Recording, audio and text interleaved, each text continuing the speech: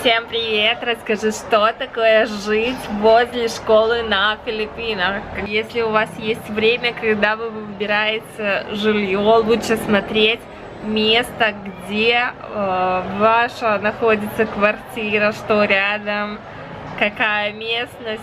У нас рядом школа, это просто невыносимо порой бывает, потому что как будто каждый день праздник. Кричат в микрофон, детей очень много и очень звучно в квартире, все это очень слышно и не помогает двери, когда ты закрываешь, и окна. Слышимость очень хорошая в доме. Сейчас покажу немножко момент, какое-то мероприятие сейчас, не знаю.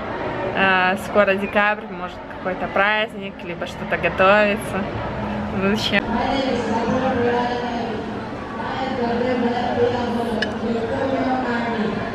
Слышимость.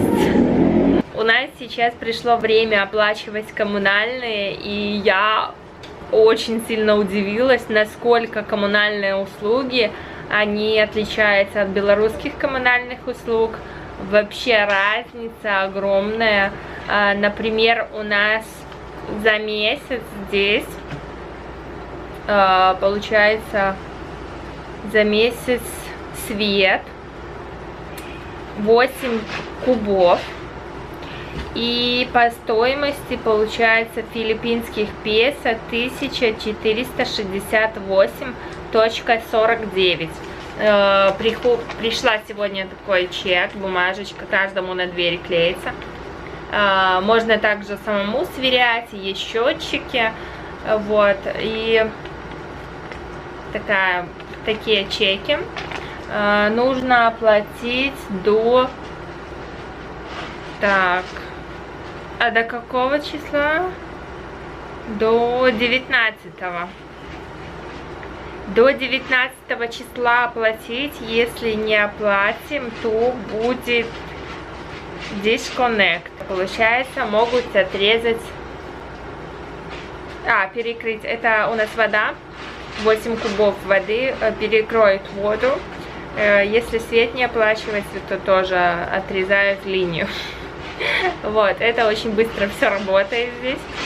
Приезжают люди и отключают. Так вот, у нас 8 кубов, и за 8 кубов это песо 1468.49. Это получается на белорусские рубли 8 кубов. Это получается по белорусским меркам.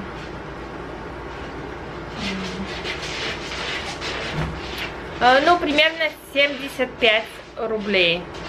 80 максимум. 80 рублей, где-то так. Это вода. Свет 2239. Приходил дяденька, не было такого чека, мы вообще не видели. Пришел дяденька, сказал, что нужно обязательно оплатить, показал там бумажку, что нужно оплатить. Если не оплатим, то отключат электричество.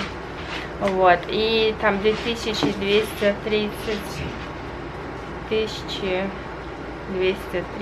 разделить на 2, получается 120 рублей.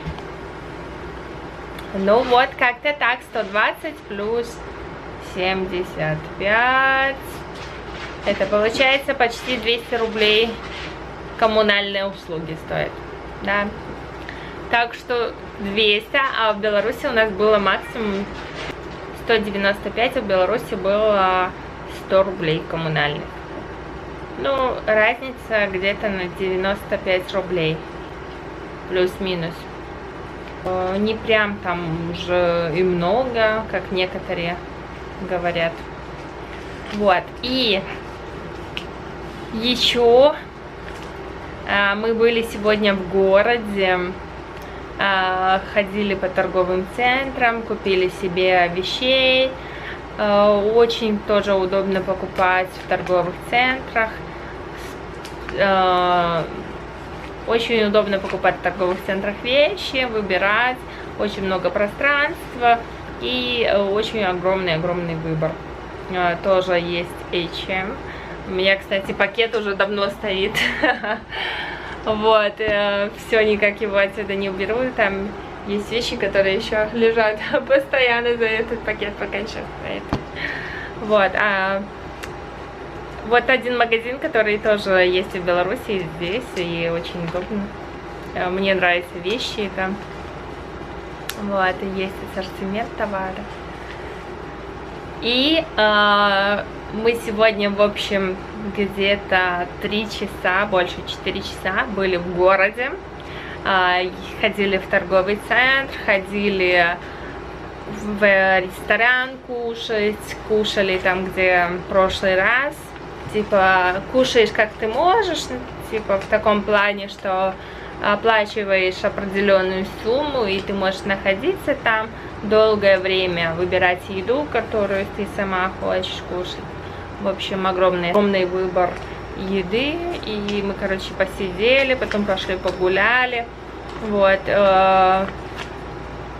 Там очень удобно в городе Кагаян-де-Ура то, что ты с одного торгового центра переходишь в другой торговый центр, и, короче, по торговым центрам получается всего 3 торговых центра, и они рядом находятся, тебе не нужно далеко там идти куда-то. Прогулка по торговому центру, так скажем, и купили себе вещей, шоппинг. Очень удобно. В общем, когда приехали в дом, нас ждал сюрприз, бегал огромный таракан. Мы забыли купить средства, надо купить обязательно в следующий раз.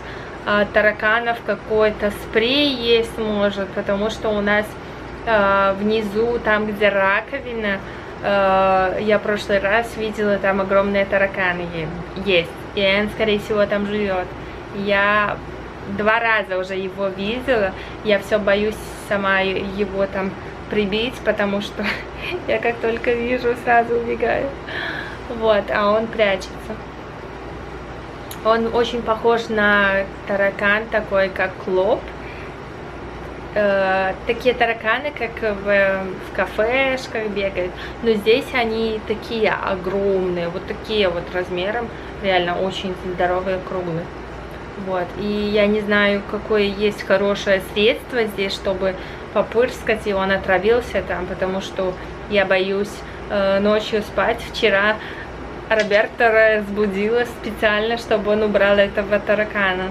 Я вечером работала, получается, я смотрю, кот бегает туда, с одного угла, со второго, и, в общем, потом увидела, что там большой таракан, и разбудила Роберто, чтобы он его прихлопнул. В общем, так себе на ночь переживаний насчет тараканов. Я очень боюсь таких насекомых и такой живности. Сейчас покажу, где он живет. Это тараканы где-то в тумбочке. Вот, и одного сегодня прихлопнули, когда пришли с магазинов, а вчера вечером еще одного прихлопнули. Получается, каждый день мы по одному таракану убиваем. В общем, не весело. В общем, здесь вот дырка круглая.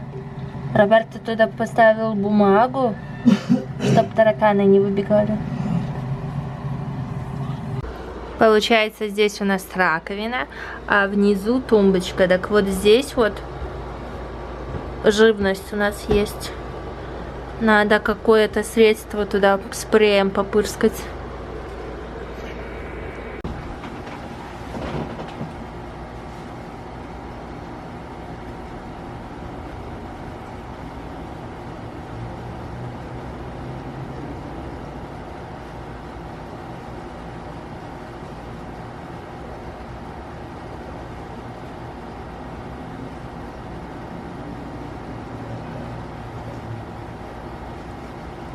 Сейчас у нас уже 8 часов, 5:30, уже темно на улице.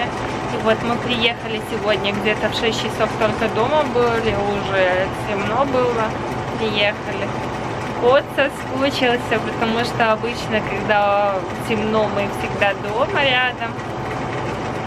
а сегодня поздновато. Завтра планируем, может быть, куда-то на море съездить. Вот. Здесь море очень рядом находится. Ну, не совсем удобно, когда нету машины, и добираться не совсем удобно. Хоть рядом находится, все равно. На маршрутке как-то ехать не очень удобно. Это трицикл ездить тоже неудобно.